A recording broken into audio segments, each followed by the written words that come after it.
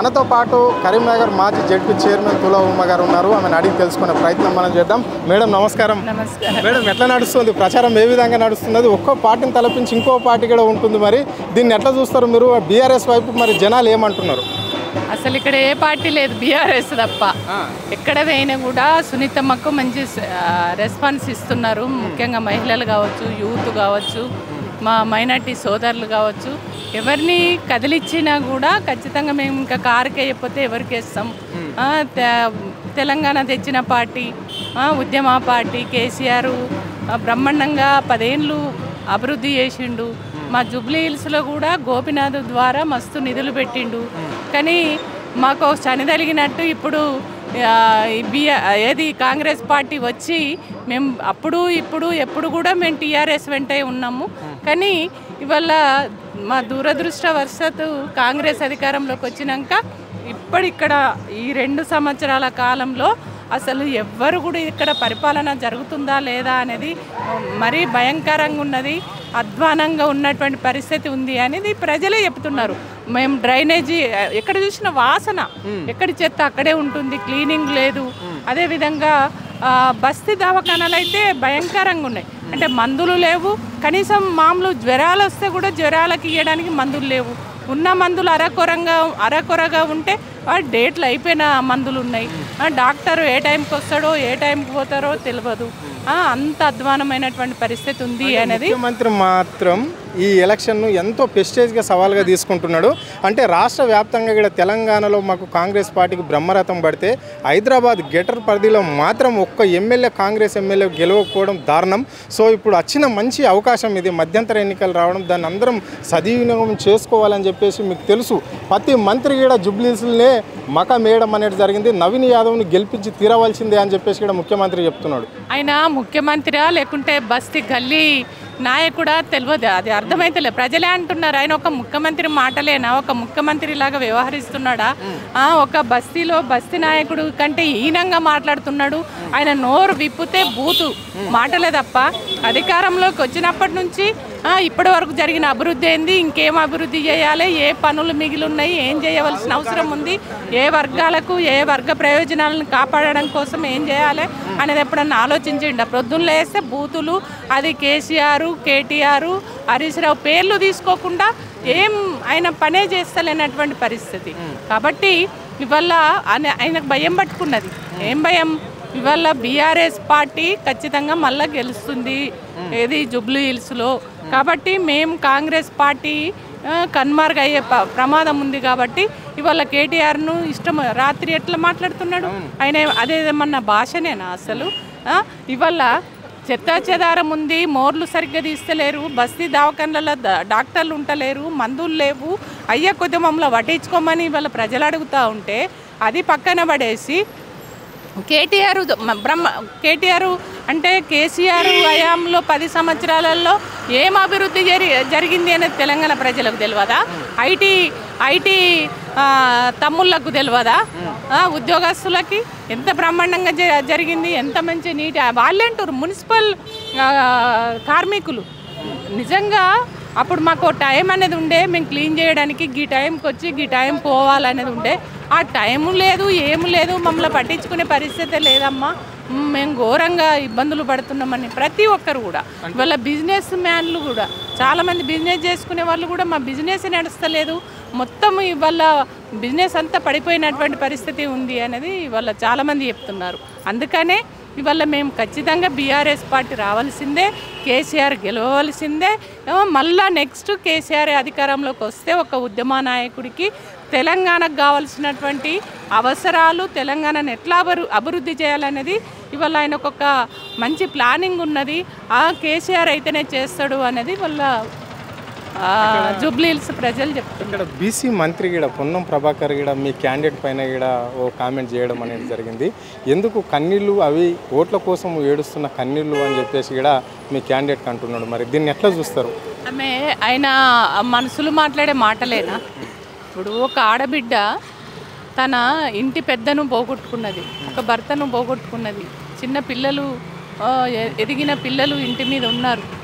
మరే నాకు అన్నీ చూసుకునే వ్యక్తి వెళ్ళిపోయా కదా అనే బాధ ఉంటుంది. ఆమె కన్నీళ్లు పెట్టుకునే స్వేచ్ఛ కూడా లేదు ఆమెకి.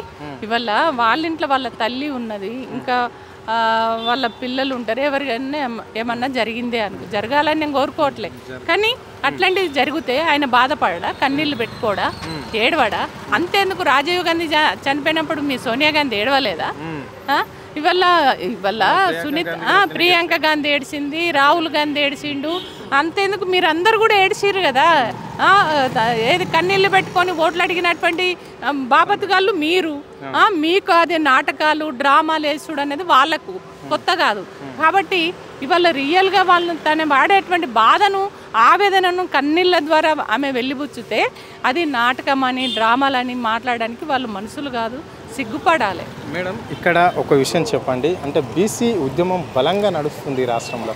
సో కాంగ్రెస్ పార్టీ బీసీ క్యాండిడేట్కు చిత్తశుద్ధి ఉండే పార్టీ కాబట్టి బీసీ క్యాండిడేట్కు టికెట్ ఇచ్చినాం. బీఆర్ఎస్ పార్టీ కమ్మకు మాత్రం ఇచ్చింది. ఇక్కడ బీజేపీ పార్టీ మాత్రం రెడ్డికి ఇచ్చింది అని చెప్పేసి బీసీ ఉద్యమం బలంగా నడుస్తున్న నేపథ్యంలో బీసీలంతా ఏ పార్టీలో ఉన్న బీసీ క్యాండిడేట్ని గెలిపిస్తున్నాము కూడా అని చెప్పేసి కూడా కొన్ని పోస్టులు పెడుతున్నారు సోషల్ మీడియాలో. దీన్ని ఎట్లా చూడొచ్చు? ఆయన క్యాండిడేట్ కూడా ధీమా వ్యక్తం చేస్తున్నాడు, అంటే ఏ పార్టీలో ఉన్న బీసీలంతా నా వాళ్ళే కాబట్టి నేను 100% గెలవబోతున్నా అని చెప్పేసి కూడా ఆయన కూడా ధీమా వ్యక్తమే చేస్తున్నాడు. దీన్ని ఎట్లా చూస్తారు? అంటే ఇది వర్కౌట్ అవుతుందా? ఒకటి నేను అనేది ఆయన బీసీ నాయకుడే కావచ్చు, నేను కాదని, కానీ బీసీ నాయకుడికి ఉండవలసిన లక్షణాలు కూడా ఉండాలి కదా. ప్రజలకు సేవ చేయాలి, ప్రజలకు దగ్గర ఉండాలి, న్యాయం ధర్మం అనేది ఉండాలి. కానీ ఆ క్యాండిడేట్ ఎట్లాంటోడు అనేది కూడా చూసుకోవాలి కదా. ఆ క్యాండిడేట్ ఎట్లాంటి క్యారెక్టర్, వాళ్ళ ఫాదర్ది కానీ అయినది కానీ ఆ కుటుంబ బ్యాక్గ్రౌండ్ ఎవరిని చూస్తే పలాని పేరు అనేది శ్రీశైలం యాదవ్ అనో లేకుంటే నవీన్, వాళ్ళ పేర్లు తీస్తేనే సామాన్య పబ్లిక్ భయపడుతున్నటువంటి పరిస్థితి.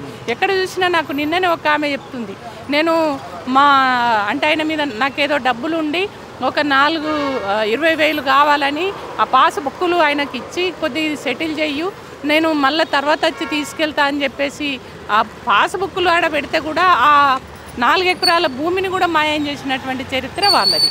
అంటే ఇట్లా చెప్పుకుంటూ పోతే చాలామంది కూడా వాళ్ళ పేరు చూసినా, వాళ్ళ వాడకట్టు, వాళ్ళ పేరు ఉచ్చరిస్తే కూడా భయపడుతున్నటువంటి పరిస్థితి ఉంది. కాబట్టి ఇవాళ బీసీ వాదం అనేది వ్యక్తుల్ని కూడా చూస్తుంది, క్యాండిడేట్స్ని చూసి రేపు మాకు మరి ఈ వ్యక్తికి ఓటు వేస్తే మా సమస్యలు పట్టించుకుంటాడా, మా ప్రాంతం అభివృద్ధి చెందుతుందా, మేము రేపు డైరెక్ట్గా పోయి మాట్లాడేటువంటి పరిస్థితి ఉంటుందా, రేపు మాకు ఏదైనా అవసరం పడితే చెప్తే వినే పరిస్థితిలో ఉంటాడా, మా ఆస్తులకు కానీ మా ప్రాంతానికి కానీ అభివృద్ధి విషయంలో కానీ ఆస్తులు కాపాడే విషయంలో కానీ మరి ఈయనతోటి అవుతుందా అనేది కూడా చూస్తారు కదా. మరి ఆ పరిస్థితి ఆ అపోజిట్ ఉన్నటువంటి ఆ క్యాండిడేట్కు అది లేదు, ఆ పరిస్థితి లేదు. కాబట్టి ఇవాళ జూబ్లీహిల్స్ ప్రజలందరూ కూడా సునీతమ్మ వైపే చూస్తున్నారు. ఎందుకు అనంటే సునీతమ్మ భర్త మాగంటి గోపీనాథ్ గారు ఒక నీతి నిజాయితీ కలిగిన వ్యక్తి. ఆయన ప్రజల నోటిలో నాలుకలాగా మెదిలిన వ్యక్తి, చాలా బ్రహ్మాండంగా అభివృద్ధి చేసినటువంటి వ్యక్తి. ఎక్కడ ఏ వర్గానికి సంబంధించిన సమస్యలు ఏదొచ్చినా కూడా ప్రతి బస్తీకి పోయి ఆ సమస్యలు పట్టించుకొని దగ్గరుండి పరిష్కారం చేసినటువంటి వ్యక్తి. కాబట్టి ఆయన 3వసారి ఎన్నికైండు. కాబట్టి అట్లా ప్రజలకు దగ్గరగా మెదిలిన వ్యక్తి. కాబట్టి సునీతమ్మ కూడా భర్త చేసినటువంటి పనులు ఖచ్చితంగా ఇంట్లో భర్త భార్యకు అన్ని విషయాలు కూడా షేర్ చేసుకుంటారు.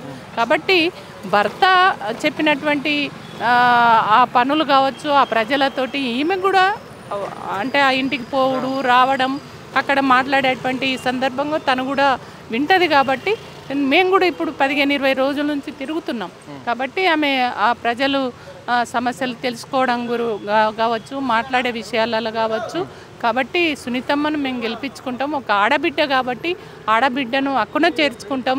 గోపీనాథ్ తర్వాత పనులు ఏవైతే ఆగిపోయినాయో అవన్నీ మా అక్క ద్వారా చేయించుకుంటాం అనేటువంటి అభిప్రాయాలు కూడా వెలువచ్చుకోవచ్చు. చివరిగా చెప్పండి మేడం, ఇక్కడ 3 పార్టీలు బలంగా తలబడుతున్నాయి. ఇక్కడ బీఆర్ఎస్ కావచ్చు, కాంగ్రెస్ అంటే స్టేట్లో అధికారంలో ఉన్న పార్టీ, బీజేపీ పార్టీ ఏమో సెంట్రల్ అధికారం ఉన్న పార్టీ. బీఆర్ఎస్ ఏ విధంగా గెలుస్తుందని అనుకుంటున్నారు? మళ్ళీ నిరుద్యోగులు ఇక్కడ పోటీ పడుతున్నారు. మరి మీరు ఏ పథకం, వాళ్ళేమో 6 గ్యారంటీలు అని చెప్పేసి వాళ్ళు ఇంప్లిమెంట్ చేస్తున్నామని వాళ్ళు ప్రచారంలో ముందుకు పోతున్నారు. బీజేపీ పార్టీ ఏమో సెంట్రల్ ఫండ్ నుంచే రాష్ట్రం అభివృద్ధి చేస్తున్నాము, అభివృద్ధి చెందుతుంది. వాళ్ళు ముఖ్యంగా మైనారిటీ ఓట్లు ఉన్నాయని 3 తలాక్ని చెప్పుకుంటున్నారు. మళ్ళీ పిఎం కిసాన్ చెప్పుకుంటున్నారు. మరి మీరు ఏ పథకంతో ముందుకెళ్ళి మీరు ఓట్లు అడుగుతున్నారు, ఎట్లా గెలుస్తుందని ధీమా వ్యక్తం చేస్తున్నారు? ఒకటి, ఈ 10 ఏళ్ల కాలంలో బీఆర్ఎస్ చేసినటువంటి అభివృద్ధి అంటే జూబ్లీ హిల్స్ ప్రజలకు తెలుసు, తెలంగాణ ప్రజలందరికీ కూడా తెలుసు. ఇవాళ కేసీఆర్ పరిపాలన ఒక పారదర్శకంగా జరిగింది. ఏ వర్గాలకు ఏ అవసరాలు ఉన్నాయో అవి గుర్తెరిగి పరిపాలన కొనసాగించారు కేసీఆర్ గారు. అట్లాంటి ఇవాళ కేసీఆర్ వృద్ధాప్య పెన్షన్ కానివ్వండి, అదేవిధంగా రైతు బంధు కానివ్వండి, ఇవాళ ఇట్లాంటి హైడ్రా సమస్య మీరు ఎంత భయంకరంగా ఉంది. ఇవాళ ఇండ్లు కష్టపడి రూపాయి జమ చేసి ఇవాళ కష్టపడి వాళ్ళు ఇల్లు కొనుక్కుంటే, లోను ఏదో అప్పు సపోజ్ చేసి కొనుక్కుంటే అవి కూడా కూలగొట్టినటువంటి పరిస్థితి ఉంది. అంటే ఒక రక్షణ అనేది లేదు. అంటే ఇల్లు కొనాలన్నా ఇల్లు అమ్మాలన్నా కూడా భయపడుతున్నటువంటి పరిస్థితి ఈ ప్రభుత్వంలో ఉంది. కాబట్టే ఇవాళ కేసీఆర్ ప్రభుత్వము బీఆర్ఎస్ ప్రభుత్వం అధికారంలో ఉన్నప్పుడు మంచిగా బ్రహ్మాండంగా ఉండిరి, ప్రజలందరూ సంతోషంగా ఉండిరి. అన్ని వర్గాల కుల వృత్తుల వాళ్ళకు కూడా వాళ్ళ ఉపాధి అవకాశాలు కల్పించి వాళ్ళను కూడా ఆర్థికంగా పెంచాలనేటువంటి ఆలోచనతోటి చాలా పనులు చేసిరు.